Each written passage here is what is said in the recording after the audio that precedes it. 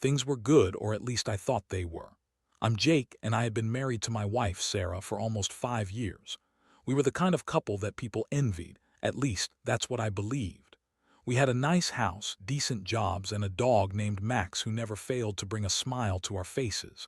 We even had a podcast together where we discussed everything from movies to our favorite recipes. It was our little thing, a shared passion that helped us bond even more. But lately, things had changed. I noticed it in the way Sarah would suddenly need to run errands right after work, or how she was always glued to her phone, laughing at messages she'd quickly dismiss when I walked into the room. At first, I chalked it up to stress. Work had been hectic for both of us. But that nagging feeling in the pit of my stomach wouldn't go away. I started to feel like a ghost in my own home. One day, I was looking for my headphones in our bedroom when I stumbled across a credit card bill. It was odd to see a charge for a fancy restaurant I didn't recognize, one I knew for a fact we hadn't visited together. My heart started racing as I flipped the bill over, and there it was, another charge from a hotel downtown. It was a sinking feeling, one that clawed at my insides. I tried convincing myself it was a mistake, that maybe she had gone out with friends. But deep down, I knew the truth was far worse. Finally, the moment came. I confronted her one evening when she came home late, smelling like perfume I didn't recognize. I had been waiting, rehearsing the words in my head like a bad actor practicing their lines. "Where were you?" I asked, my voice trembling. Sarah looked caught off guard but quickly recovered. "Just out with the girls," she said, her eyes darting toward the floor. It felt rehearsed, like a lie I'd heard before. I pressed on, "You expect me to believe that?" And I pulled out the credit card bill, almost shaking with anger. "You took our money to go out with someone else. Who is he, Sarah?" Her face went pale, and I could see the wheels turning in her head.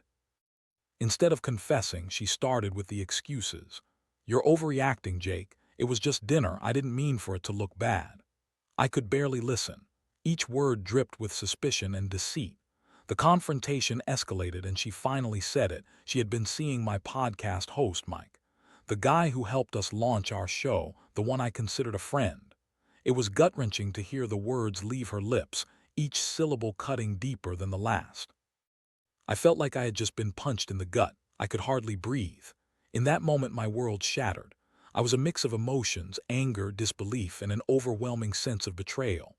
How could she? How could she do this to me?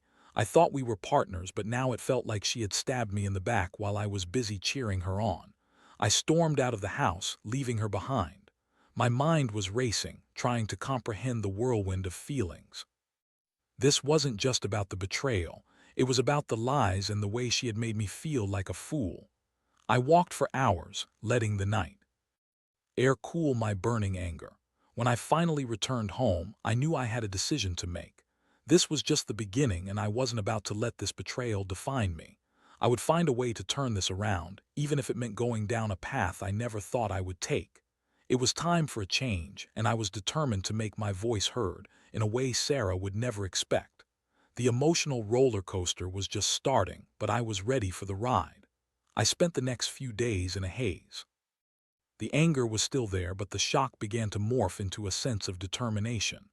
I had never thought of myself as vengeful, but the more I replayed that moment in my head, the look on Sarah's face when she confessed, the way she seemed so nonchalant about the whole affair, the more I realized I needed to take control of this situation.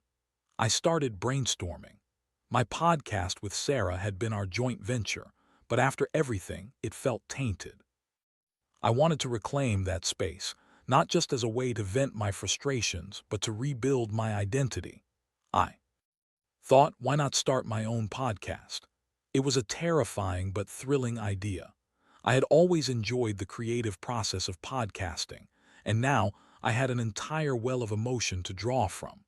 The idea of talking about my experiences, my feelings, and even the betrayal motivated me to kick things into high gear. I started researching equipment and sourcing topics that were personal but relatable. I wanted to create a space where others could feel seen, especially those who had experienced betrayal like I had. With my mind set on this new venture, I found myself working late into the night, recording snippets and developing content. It felt liberating. The more I poured my heart into this project, the more empowered I felt. Every time I hit record, I channeled my hurt into something productive, something that reminded me I was still worthy of love, respect, and success. Meanwhile, Sarah seemed to be in a state of denial. She would try to engage me in conversations like nothing had changed, offering half-hearted apologies, or what felt more like attempts to manipulate me back into her good graces. But I was firm. I had taken off my rose-colored glasses, and I wasn't going to let her sweet talk me back into her world of lies. Her attempts only fueled my determination.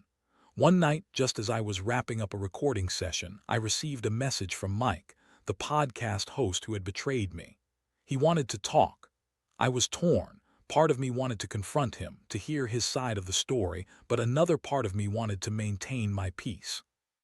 Still, curiosity got the better of me, and I agreed to meet him for coffee the next day. When I arrived at the cafe, I was met with a relaxed Mike, seemingly unfazed by my recent turmoil. He greeted me with a casual wave, and the way he spoke, like we were still best buddies, made my skin crawl. I sat down and we exchanged small talk for a minute, but I quickly shifted the conversation.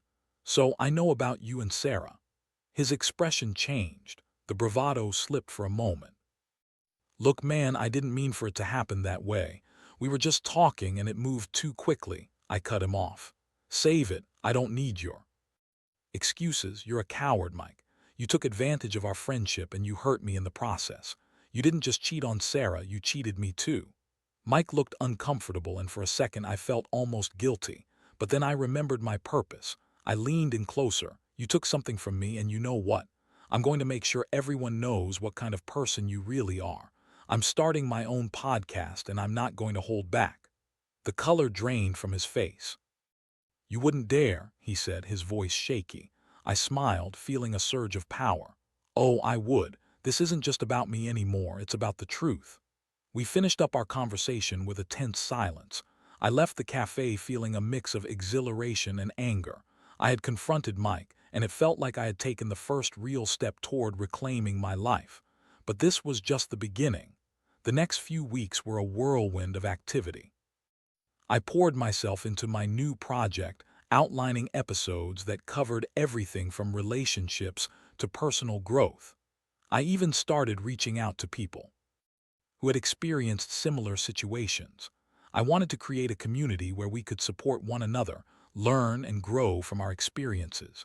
As I launched the first episode, I felt a thrill unlike anything I had ever felt before. I was no longer the passive husband in a failing marriage. I was a voice for others who felt unheard. The response was overwhelming. People started reaching out, sharing their stories and thanking me for being brave enough to speak out.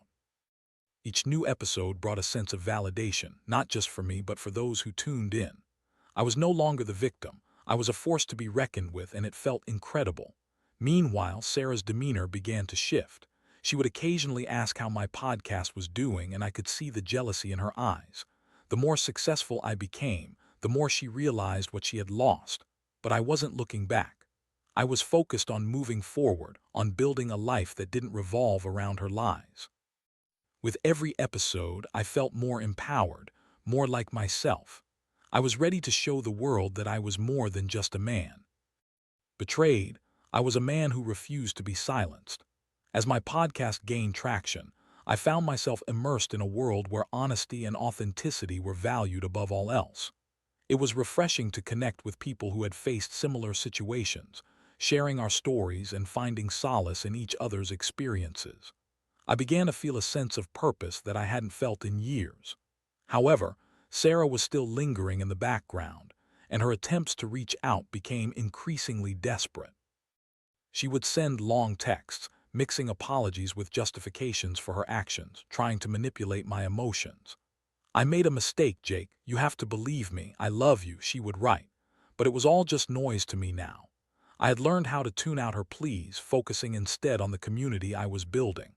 One evening, after recording a particularly poignant episode about self-acceptance and healing, I received a message from one of my listeners, a woman named Lisa. She shared her story of betrayal, but more importantly, She expressed her gratitude for the podcast and how it helped her through her own dark time. As I read her message, I couldn't help but feel overwhelmed.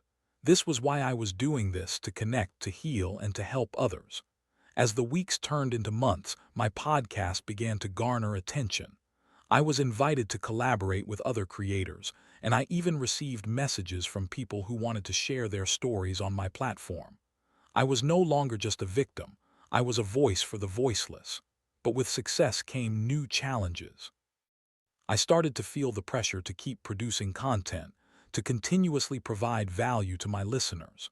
There were days when I would sit in front of the microphone, staring at a blank page, struggling to find inspiration. I worried that I would run out of things to say, that my journey would lose its relevance. Those thoughts were quickly overshadowed by the realization that my personal experiences were still unfolding, and that I had the power to shape my narrative. One evening, while preparing for bed, I noticed Sarah packing outside our house. I was stunned. It was the first time she had come over since the confrontation. My heart raced as I debated whether or not to confront her. I didn't want to engage in another round of emotional manipulation, but I also felt an undeniable curiosity about what she wanted. I took a deep breath, trying to center myself before stepping outside. "What do you want, Sarah?" I asked, keeping my voice steady. She looked up, her eyes glistening with unshed tears. "I want to talk. I've been thinking about everything. Thinking about how you cheated on me." I shot back, unable to hide my anger. "No, I mean yes. But more than that, I've been thinking about us, about what we had. I miss you, Jake," she said, her voice trembling. I was taken aback. Here she was, standing in front of me, flipping the switch like it was nothing. "You miss me after everything? You chose to betray me with my friend. How could you just brush that off?" Because I was confused. I don't know what I was thinking. I was so wrapped up in my own insecurities, and I let it all spiral out of control, she pleaded. It was the same story, just different words wrapped around it. I had heard enough. "You made your choice, Sarah. You don't get to come back and act like it didn't happen. Please, just give me another chance," she begged. "I can change. I've been in therapy. I'm trying to work on myself." I scoffed at her words. "You think therapy erases what you did? You broke my trust, and now you want me to sweep it under the rug." I could see the frustration and hurt on her face, but I was firm. "This isn't about you anymore. This is about me reclaiming my life and moving forward without you." With that, I turned to walk back inside, leaving her standing there. It felt liberating, almost cathartic. I had taken a stand, reinforcing the boundaries I desperately needed. I was no longer that man who let his wife's betrayal define him. Instead, I was taking control and writing my own narrative. That night, as I lay in bed, I reflected on how far I had come. I was channeling my pain into something meaningful, and in doing so, I was reclaiming my identity. I had turned betrayal into strength, and that realization was empowering. But just as I was starting to feel at peace, I received an unexpected message. It was from Mike, my former friend and Sarah's lover. He wanted to meet, something about clearing the air. My immediate instinct was to ignore it, but a part of me wondered what he could possibly have to say. Did he even have the audacity to justify his actions? The more I thought about it, the more I realized that this was another opportunity for me to reclaim my story. I decided to meet him, not for closure but to assert my strength. I wasn't going to let this man, who had caused me so much pain, walk away unchallenged. I agreed to meet him the next day, determined to confront him once again. As I prepared for the meeting, I felt a mix of nervousness and anticipation.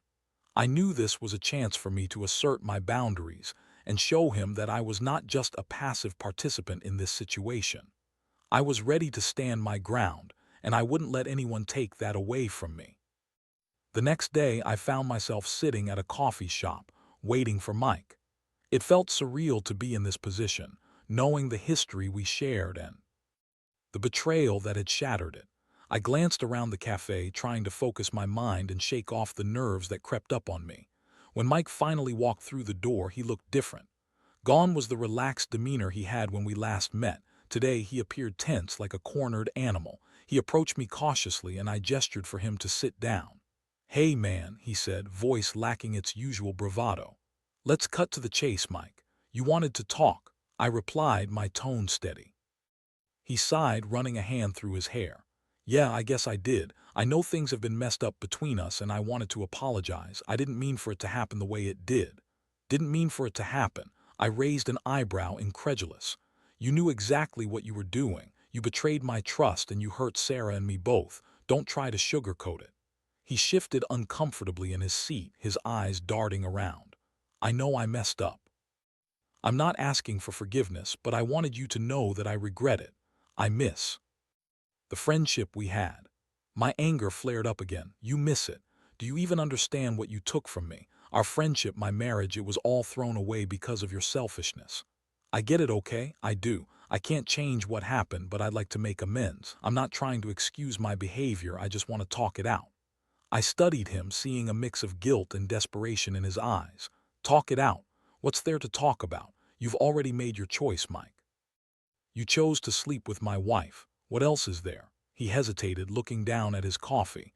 I thought maybe we could work together again, but I understand if you don't want that. Work together after everything. You think I could sit across from you in a studio and pretend like nothing happened? I thought it might be easier if we could just move past it, he said, his voice softening. That's the problem, Mike. You don't get to decide how I move past this. You don't get to come to me and act like we can just erase the past. Mike looked defeated, but I could sense he was still trying to grasp onto the remnants of our friendship. I've been feeling guilty and I wanted to make it right. I'm sorry for hurting you. His words hit me differently this time.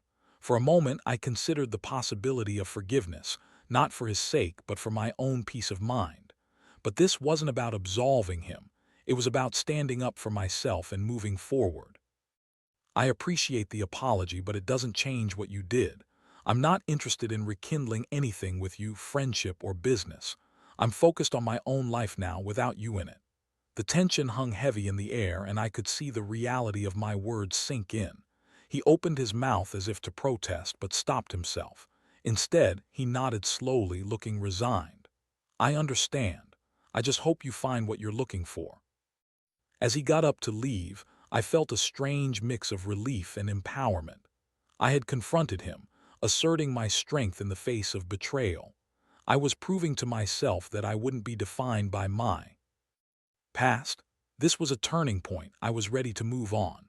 Back at home, I dove headfirst into my podcasting work, channeling the energy from my confrontation into creating content. I was in the zone, writing and recording episodes that felt raw and authentic. The feedback I received was incredible, and my listener base continued to grow. Each episode was a cathartic release, a way for me to process my emotions and help others in the process. But the reality of my situation still loomed over me. I couldn't ignore the fact that Sarah was still trying to reestablish some connection. The nights were the hardest, and I often found myself staring at the ceiling, wrestling with feelings of loneliness and anger. I wanted to move on completely, yet I was still haunted by memories of our life together. One night, as I prepared for bed, I received a call from Sarah. She sounded frantic, and I hesitated before picking up. Jake, please. I really need to talk to you. Can we meet? I felt a wave of irritation wash over me. What's so important that you couldn't have said it over the phone? Just please, To explain some things, she insisted. Against my better judgment, I agreed to meet her. I was curious to see what she had to say, and part of me felt I owed it to myself to hear her out. When I arrived at the designated spot, a small park we used to visit, I saw her standing by the fountain, looking smaller than I remembered. She spotted me and walked over, her expression a mix of hope and anxiety. Thank you for coming, she said softly. Get to the point, Sarah. What do you want? I replied, trying to keep my voice steady. I know I messed up, but I've been doing a lot of thinking. I realized how much I took for granted. I miss the good times we had, Jake. I want to try and make things right. I couldn't believe what I was hearing. Make things right? You think that's possible after everything? Yes, I'm working on myself, going to therapy. I want to rebuild what we had, or at least start fresh. Rebuild. You can't just erase what happened and pretend it didn't exist, I said, my voice rising. I know, but I'm willing to put in the effort to show you I can change. Change? You think I can just trust you again? I'm not asking for immediate trust. I just want a chance to show you I can be better, she pleaded. As her words washed over me, I felt a stirring of emotions. Part of me wanted to believe that people could change, that love could conquer all. But the hurt, the betrayal, it was still too raw. I don't know if I can do that, Sarah. I'm not the same person I was before. I've changed too, and I'm not sure I want to go back, I admitted. Her eyes glistened with tears. I just want a chance, Jake. I know I'm asking a lot, but I'm willing to fight for you. In that moment, I realized that I couldn't base my decisions on the past. Yes, I felt a connection to her, but the wounds were still fresh. I had worked too hard to reclaim my life, and I wasn't ready to risk it all again. I can't promise anything, I finally said, my voice steady. Right now. I need to focus on myself and my podcast. I'm not sure where that leaves us. With that, I turned and walked away, feeling a mix of relief and sadness. I had set a boundary, one I needed to protect my newfound strength. No matter how much Sarah yearned for reconciliation, I couldn't let that hinder my growth. Life was moving forward, and I was determined not to look back. I had a community that supported me, a platform to share my voice, and I was ready to embrace the future, no matter how uncertain it might be. The days following my conversation with Sarah were filled with a mix of relief and renewed determination.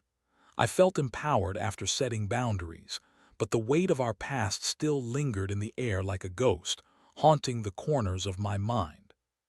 The podcast had become my sanctuary, a place where I could express my feelings and connect with listeners who understood the depths of betrayal and recovery. Each episode felt like therapy for me, but I also noticed that it stirred up feelings in Sarah. She began reaching out more frequently, sending texts that varied from heartfelt apologies to passive-aggressive comments about my growing success. "I see your podcast is doing well," she'd write, sometimes followed by a snide remark about how I'd moved on so quickly. It bothered me how she seemed to pivot between regret and jealousy. How could she act like she was the victim here? I needed to remind myself that I was focused on my own growth. I couldn't allow her emotional manipulation to drag me back into that dark place. As the podcast continued to gain traction, I received invitations for live shows and collaborations with other podcasters. It felt surreal to be on stage, sharing my story and connecting with an audience that resonated with my experiences. The energy in the room was electric, and I felt a sense of belonging I hadn't felt in a long time. One evening, after a particularly successful event, I was approached by a woman named Kate. She was vibrant, confident, and had a magnetic presence that pulled me in. We struck up a conversation, and I found myself laughing and enjoying her company more than I had anticipated. There was a natural chemistry between us, and for the first time in a long while I felt the spark of attraction. As we talked, Kate shared her own story of betrayal and resilience, echoing some of the feelings I had experienced. We connected on a deeper level, and I felt a sense of comfort in her presence. After a few hours of deep conversation and laughter, we exchanged numbers, promising to keep in touch. That night, I lay in bed, replaying the evening in my mind. It felt good to connect with someone without the weight of past hurts hanging over me. I was finally beginning to entertain the idea of moving on, truly moving on. However, Sarah was still lurking in the background. After I started spending more time with Kate, I received yet another message from Sarah, this time more desperate than before. "I need to see you. Please, just one more chance to talk," it read. I hesitated for a moment before deciding to respond. "Sarah, I'm busy right now. I can't keep having these conversations. I need space." It was a firm yet polite response, but I knew it wouldn't sit well with her. Almost immediately, my phone buzzed again. "You can't just ignore me forever. You owe me a conversation. I've been trying to make things right." "Making things right doesn't mean you can just waltz back into my life. I need you to respect my boundaries," I replied, my patience wearing thin. Her next message was a gut punch. "Is it because of her? Is that why you're shutting me out? You're moving on with someone else already, aren't you?" The accusation cut deeper than I expected. I had been trying to focus on my own healing, and now Sarah was trying to manipulate my feelings again.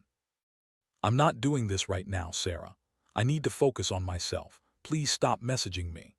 I tossed my phone aside, feeling frustration wash over me. I wasn't going to let her pull me back into the chaos I had worked so hard to escape. I was finally finding my footing, and I wasn't going to jeopardize that. As I spent time with Kate, the contrast between her and Sarah became increasingly apparent. Kate was supportive, encouraging, and genuinely interested in my passions. She listened, laughed, and sparked joy in my life, something I hadn't felt in a long time. Our connection grew stronger, and I found myself eager to see where it might lead. Still, Sarah continued to linger in my thoughts. Despite my efforts to move on, the emotional toll of our past relationship remained on my mind. I realized how much I needed to fully process everything before diving into something new with Kate. Then came the day I had dreaded. I received a call from Sarah while I was at the studio recording an episode. My heart raced. I almost ignored it but decided to answer, thinking it might be important. "Jake," she said, her voice shaky. "I need to talk to you. Can we meet?" I took a deep breath. "What's it about?" "I've already told you that I need space." "I know, but I've been doing a lot of thinking. I just want a chance to explain myself truly." I hesitated, considering my options. I didn't want to engage in another round of emotional manipulation, but part of me felt I owed it to myself to hear her out one last time. "Fine. Where do you want to meet?" We agreed to meet at a quiet cafe where we used to go. As I drove there, my emotions were a jumbled mess. Part of me wanted to hear her out to see if she had genuinely changed. The other part of me wanted to slam the door shut on that chapter of my life once and for all. When I arrived, Sarah was already seated at a corner table, her hands nervously fidgeting with a napkin. I took a seat across from her, steeling myself for whatever was coming. "Thanks for meeting me," she began, her voice wavering. "Let's get to it. What do you want to say?" I replied, keeping my tone even. "I've been in therapy and I've done a lot of reflecting on my behavior. I realize now how my actions hurt you, and I'm truly sorry," she said, her eyes earnest. I didn't respond right away, letting her words sink in. "Go on," I urged, still skeptical. "I know I messed up. I took our love for granted, and I'm ready to take responsibility for my actions. I've put in the work to understand why I did what I did, and I want to show you that I can be better," she continued. "Can you really change, Sarah? You hurt me deeply. It's not just about saying sorry, it's about proving it," I challenged. "I know, and I'm not asking for your forgiveness right now. I just want you to understand that I've been working on myself. I want to do better, not just for you, but for myself as well," she said, her voice breaking. As I listened to her, I felt a tug of conflicting emotions. Part of me wanted to believe her, to hope that she could change. But another part of me screamed to protect myself from further pain. "I need to think about this," I finally said. "I've been working hard to move on, and I can't let you derail that." "I understand. I'm not expecting anything from you," she said, her voice softening. "I just wanted you to know that I'm working on myself. I miss you, and I hope one day you can see it." After a few more minutes of uneasy conversation, we parted ways. As I walked back to my car, I felt a mix of confusion and exhaustion. I had confronted her, but a part of me wondered if I should have just left that door closed. That night, I sat on my couch, reflecting on everything that had happened. I had spent so much time building my new life and connecting with a community that supported me. I had found someone who brought joy back into my life, and I didn't want to jeopardize that. As I prepared for my next podcast episode, I decided to focus on the importance of setting boundaries and prioritizing self-care. I wanted to share my journey, the ups and downs, and the lessons I had learned along the way. My listeners had become my support system, and I wanted to ensure that my story continued to inspire and uplift them. Through it all, I reaffirmed my commitment to moving forward. I wasn't going to let Sarah's attempts at reconciliation sway me. I had come too far to let the shadows of my past dictate my future. I was ready to embrace the next chapter of my life, with or without her. The weeks that followed felt like a whirlwind of emotions. I continued to pour my heart into the podcast, and the response was overwhelming. Listeners reached out, sharing their own experiences of betrayal and healing, and it was gratifying to know that my story was resonating with so many. Each episode became a testament to resilience, and I felt a growing sense of purpose in what I was doing.